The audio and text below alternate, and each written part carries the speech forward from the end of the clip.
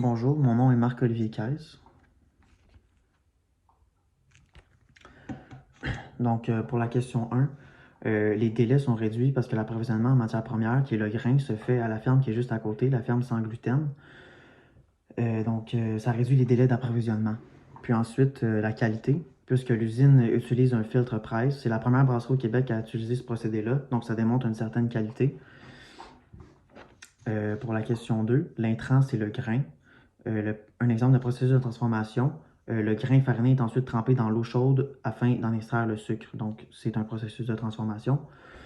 L'extrant, la bière Glutenberg, qui est la bière sans gluten, la blonde. Un exemple de ressource, le filtre presse, qui est une machine utilisée par l'usine. Donc, c'est une ressource.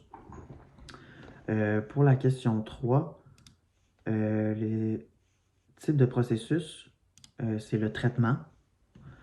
Puis, les éléments qui me permettent d'identifier que c'est ce processus-là, c'est variété faible, donc il y a quelques bières, c'est un volume élevé, la demande est pour les stocks, puis c'est un flux continu. Ensuite, pour la question 4, le type d'aménagement est linéaire pour l'usine de bière. Ensuite, la question 5, les critères importants pour la sélection des fournisseurs. Donc, le délai de livraison est respecté. Le délai de livraison, délai de livraison, puisque son approvisionnement en grains se fait à la ferme sans gluten qui est située tout près de la brasserie.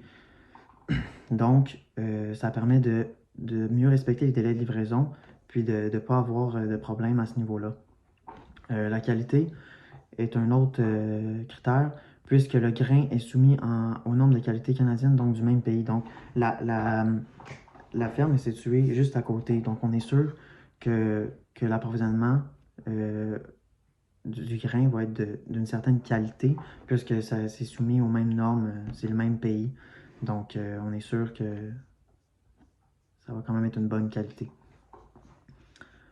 Ensuite, pour la question 6, les critères de localisation. L'usine doit avoir une source d'eau potable parce que dans son processus opérationnel, elle utilise l'eau potable. Donc, c'est bien qu'elle soit située au Canada parce que cela lui permet d'avoir accès à une source d'eau potable constante, puisqu'au Canada, on a accès à l'eau potable partout. On ouvre le robinet, puis l'eau coule. Donc, c'est vraiment un bon critère de localisation. Ensuite, un critère de source d'approvisionnement. L'usine Glutenberg doit être située proche de sa source d'approvisionnement puisque l'usine renvoie les restants de grains, qu'on appelle la drèche, à la ferme sans gluten pour servir de composante de champ. Donc, ça réduit les coûts liés au transport, puis ça permet aussi de récupérer les grains restants, puis de pouvoir les réutiliser plus tard. Donc, c'est quand même un critère qui est assez important au niveau de l'approvisionnement. Donc, merci beaucoup.